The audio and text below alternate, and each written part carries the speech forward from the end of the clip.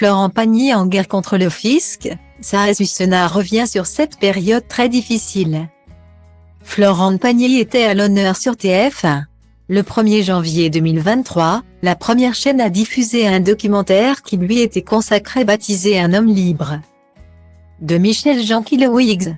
Un carton d'audience. 4,02 millions pour 32,2% de part de marché. Le chanteur de 61 ans est notamment revenu sur sa bataille contre le cancer ou encore sur son mariage avec femme Azusena Caamagno. Ses soucis avec le fisc ont également été évoqués par son épouse. Une période difficile pour toute la famille.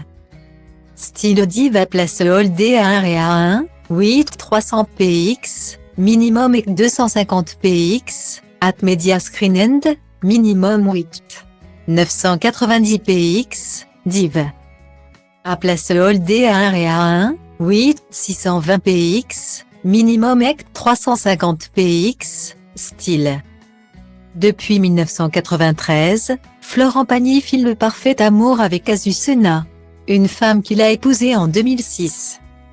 Et depuis leur rencontre, la mère de ses enfants Inka, née en 1996, et Aetremael, née en 1999, est présente dans les meilleurs comme les pires moments.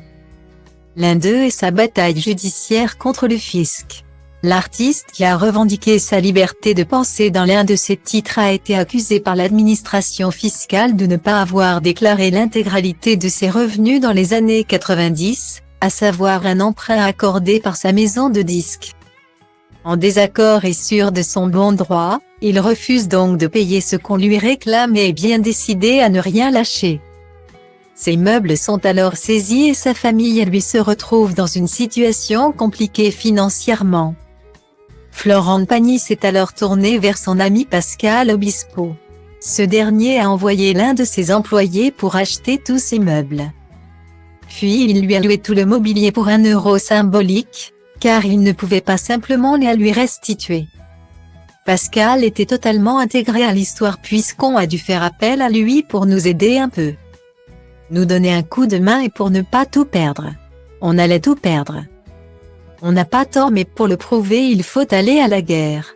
Cela veut dire qu'ils vont tout nous saisir. Une épreuve, ça va être très dur, a déclaré Azusena dans le documentaire Un homme libre. Cette histoire est racontée dans le titre Ma liberté de penser, composé par Pascal Obispo et écrite par Lionel Florence. Un tube qui n'a pas plu au fisc. Florent Pagny a donc été condamné pour fraude fiscale. En janvier 2004. 1 an plus tard, la Cour d'appel de Versailles finit par le blanchir.